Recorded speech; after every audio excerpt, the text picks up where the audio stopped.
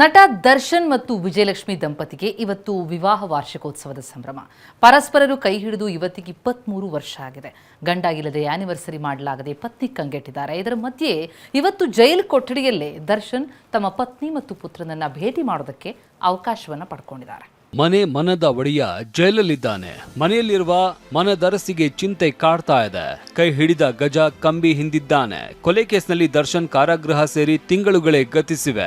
ಇದರ ಮಧ್ಯೆ ಇನ್ನೊಂದು ವರ್ಷ ಜಾಮೀನು ಸಿಗೋದಿಲ್ಲ. ಪತ್ನಿ ವಿಜಯಲಕ್ಷ್ಮಿಗೆ ಇದು ಅರಗಿಸಿಕೊಳ್ಳಲಾಗದ ಯಾತನೆ. ಈಗ ಮತ್ತೊಂದು ಮ್ಯಾರೇಜ್ ಆನಿವರ್ಸರಿ ಬಂದಿದೆ. ದರ್ಶನ್ ಜೊತೆ ಮದುವೆಯಾಗಿ 23 ವರ್ಷ ಆಯಿತು. ಕಳೆದ ವರ್ಷ ಪತಿ ಜೊತೆ ವಿಜಯಲಕ್ಷ್ಮಿ ಆನಿವರ್ಸರಿ ಸೆಲೆಬ್ರೇಟ್ ಮಾಡಿದ್ರು.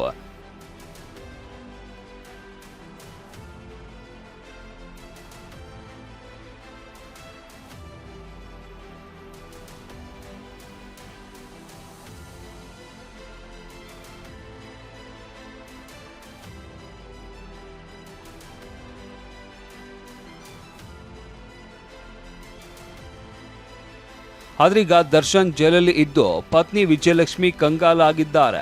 ಇನ್ಸ್ಟಾದಲ್ಲಿ ದರ್ಶನ್ನ ಫೋಟೋ ಹಾಕಿ ಹಾರ್ಟ್ ಬ್ರೇಕ್ ಎಮೋಜಿ ಸಿಂಬಲ್ ಹಾಕಿ ಭಾವುಕ ಪೋಸ್ಟ್ ಮಾಡಿದ್ದಾರೆ.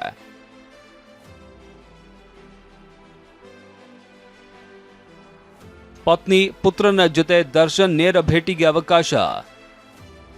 20 ನಿಮಿಷ ದರ್ಶನ್ ಜೊತೆ ಪತ್ನಿ ಪುತ್ರನ ಮಾತುಕತೆ. ವೆಡ್ಡಿಂಗ್ ಆನಿವರ್ಸರಿ ಹಿನ್ನೆಲೆ ಪತ್ನಿ ಮತ್ತು ಪುತ್ರನನ್ನ ಕೊಠಡಿಯ ಒಳಗಡೆ ಭೇಟಿಗೆ ಅವಕಾಶ ಕೋರಿ ಕಾರಾಗೃಹದ ಮುಖ್ಯ ಅಧೀಕ್ಷಕರ ಅಂಶುಕುಮಾರ್ಗೆ ದರ್ಶನ್ ಮನವಿ ಮಾಡಿದ್ರು. ಡಿಜಿಪಿ ಅಲೋಕ್ ಕುಮಾರ್ಗೂ ದರ್ಶನ್ ಪತ್ನಿ ವಿಜಯಲಕ್ಷ್ಮಿ ಮನವಿ ಮಾಡಿದ್ರು. ಇದಕ್ಕೆ ಅಧಿಕಾರಿಗಳು ಸಮ್ಮತಿಸಿದ್ದಾರೆ. ನಾವು ನಮಗೆ ಅವರು ಒಂದು ಅಪ್ಲಿಕೇಶನ್ ಅವರು ಕೊಟ್ಟಿದ್ರು. ಮತ್ತೆ ದರ್ಶನ್ ಅವರು ಕೂಡ ಇವರಿಗೆ ಅಂಶುಕುಮಾರ್ ಅವರಿಗೆ ಒಂದು ಅಪ್ಲಿಕೇಶನ್ ಅವರು ಕೊಟ್ಟಿದ್ದಾರೆ. ಯಾಕೆಂದರೆ ಎಲ್ಲರದ್ದು ಮಾನಸಿಕವಾಗಿ ಅವ್ರದ್ದು ಆರೋಗ್ಯ ಮತ್ತು ಶಾರೀರಿಕವಾಗಿ ಇದ್ದು ಚೆನ್ನಾಗೇ ಇರಬೇಕು ನಮ್ಮ ಜೈಲುಗಳಲ್ಲಿ. ಸೊ ನಾವು ಎಲ್ಲ ವಿಷಯಕ್ಕೆ ನಾವು ಒಳಗೊಂಡು ಒಂದು ನಿರ್ಧಾರದ ಬಗ್ಗೆ ನಾವು ತಗೊಳ್ತೀವಿ. ಪತ್ನಿ ಇಷ್ಟು ದಿನ ಜೈಲಲ್ಲಿ ದರ್ಶನ್ ಭೇಟಿಯಾದಾಗ ಇಬ್ಬರ ನಡುವೆ ಗ್ಲಾಸ್ ಇರ್ತಾ ಇತ್ತು.